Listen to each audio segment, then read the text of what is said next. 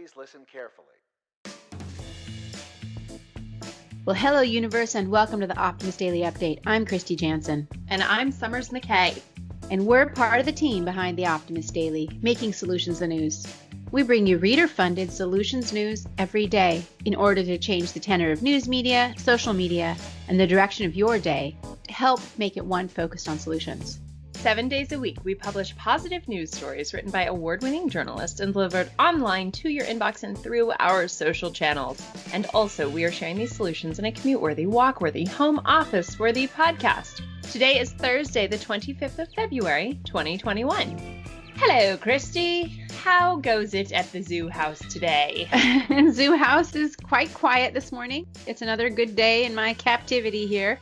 I'm fine. How about you? How's the wind event treating you? I know. I mentioned to Kristy in our pre-meeting that the wind event is back in my neighborhood, up to 80-mile-an-hour winds. It's so unpleasant. And last night, kind of in the middle of the night when this whole thing began, when these wind events start, it sucks all the moisture out of the air, right? So immediately you wake up thirsty.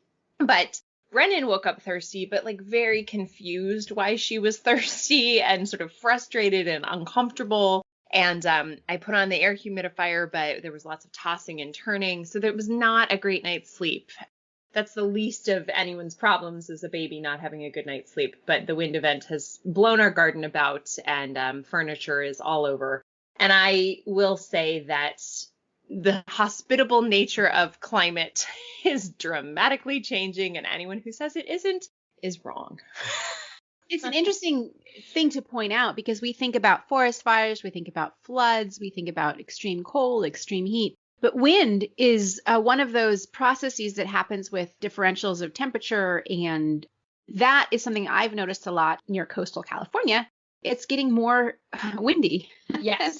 That really does affect our ability to be outside. And it probably affects our ability to grow food outside. Yeah, we have a lot of... Exactly. To drive. We have a lot of farms in our area. I think people who've listened to the podcast for a while know that I live in an agricultural area. We're surrounded on one side by the ocean and on the other side by miles and miles and miles of large industrial agriculture, farming.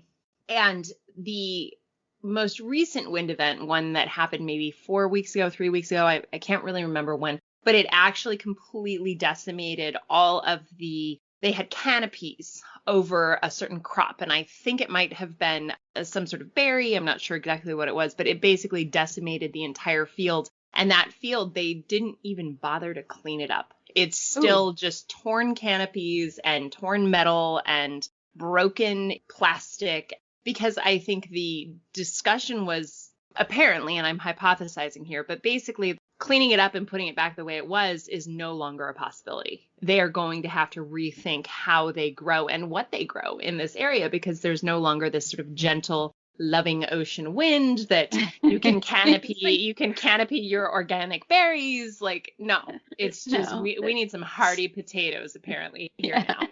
It's like hurricane force winds on every morning. On coastal farms. And, in the 6 years that I have lived in this home, I have noticed a dramatic increase. It's sad and it's frustrating, but it's also something that we have to acknowledge and we have to come up with solutions. And I do have one other thing I want to talk about that was a bright spot in my morning. So this morning, my husband was making eggs for the baby and me and himself. And he pulled out a stick of butter, and it was an unfamiliar stick of butter. Our son had ordered food from Instacart from the grocery store yesterday because he was making dinner. And it was a stick of butter Will didn't recognize, and he was like, what's this Vital Farms? I've never heard of them. And I was like, wait a minute, it's Vital Farms. It's my favorite company from Austin. I think we will be talking about this in future episodes, but we have some Vital Farms butter, and that is just like a preview for what will come if and when I ever actually do move to Austin and we run our Austin Week episodes. But in the interim, Kristy, what are we inspired about today on the Optimist Daily? Well, the thing that I wanted to focus on is about the path to making zero carbon travel accessible to all. And that's zero carbon, not just travel, but also ownership of zero carbon cars. And one of the things, I'm a proponent of electric vehicles, although I think that that's only part of the way to get towards zero carbon travel. You need public transportation, more bikes and less cars on the road to really make a difference.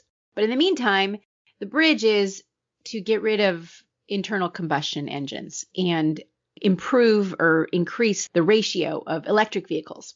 And one way that we need to make that happen is to make charging stations more ubiquitous. And that's starting to happen. There's EV charging highway corridors that are being built. California is investing a lot of money in that. New York State is, Seattle, other places around the country. The problem is that most of the investment is going into the wealthier neighborhoods. And there's a big barrier of entry for folks who are in the lower income tier, partly because if you own your home, it's easy to install a charging station, or you can arrange it so that you park your car in your garage, you can plug in your car. If you live in an apartment complex, so higher density housing, and especially those are the areas that don't have public vehicle charging stations, the barriers to entry is not just financial, which is definitely there, but also how are you going to keep it charged? Exactly. It's tactical. So it's not just financial, but there's a tactical impairment that's going to prevent people. So it's just one of those things you have to think about, is that high density living and renting can reduce your ability to participate in these kinds of solutions. Right. So that this article focuses on that problem and also the solution, which is that the EV industry is starting to, and advocacy groups and government agencies are starting to work to ensure that this transition to zero carbon transportation is available to everyone. And they're putting more effort into reaching both people in low income neighborhoods and also communities of color, getting Spanish language information out there, and also investing in EV chargers in areas that would otherwise be overlooked for lack of investment or sort of public desire. For example, the California Energy Commission is putting together a proposal to spend $384 million over 3 years to fill equity gaps in terms of charging stations.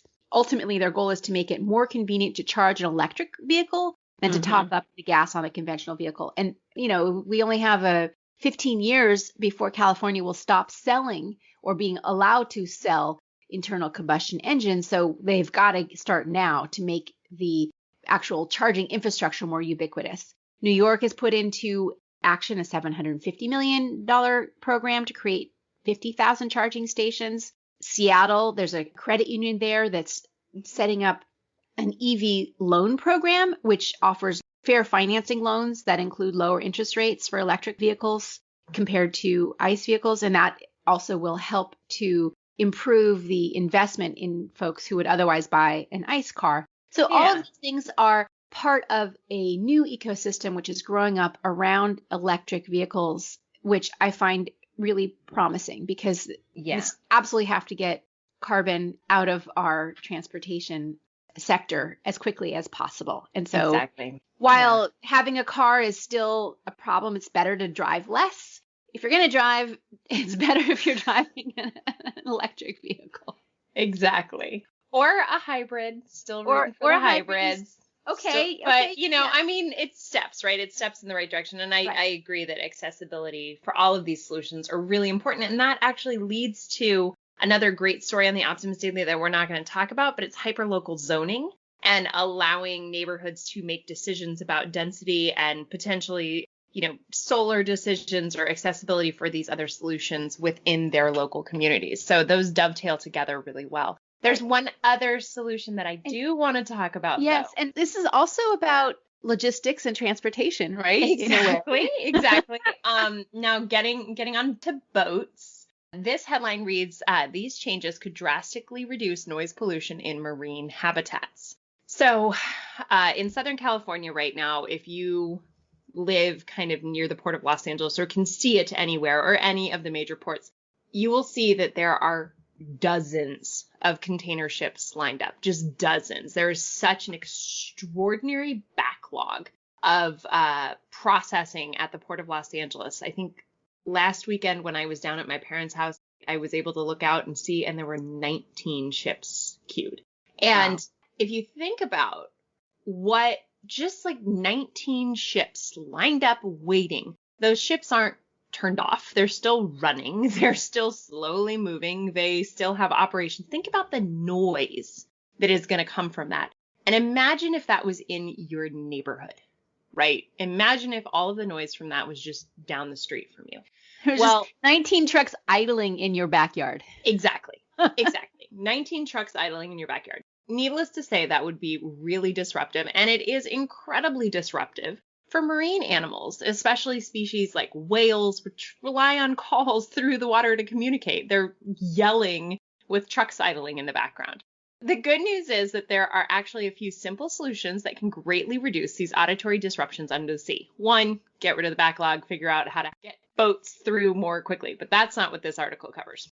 This article talks about creating quieter propellers and rerouting shipping vessels away from sensitive habitats. So propellers have a noise sort of process. 85% of the shipping noise comes from these propellers, and it's called cavitation, which is basically a propeller design issue.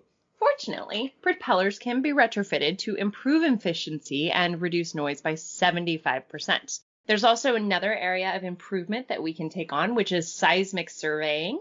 Usually seismic surveying has been conducted for oil and gas exploration, but the actual process of seismic surveying uses auditory pulses that create disruption for marine life. Fortunately, ExxonMobil, Shell, and a French energy company, Total, have designed a marine version of seismic surveying technology which lowers the overall sound. Those tools basically are going to go into circulation in 2023. And then last but not least, wind farms. So it's funny that we were talking about coastal wind, because right now you can't help but think what a boondoggle of energy could be harnessed from all of this wind off the coast of California. But those turbines are quite noisy. There is an easily installed acoustic bubble that can reduce noise by 95% and create renewable energy that can also be generated in harmony with marine life.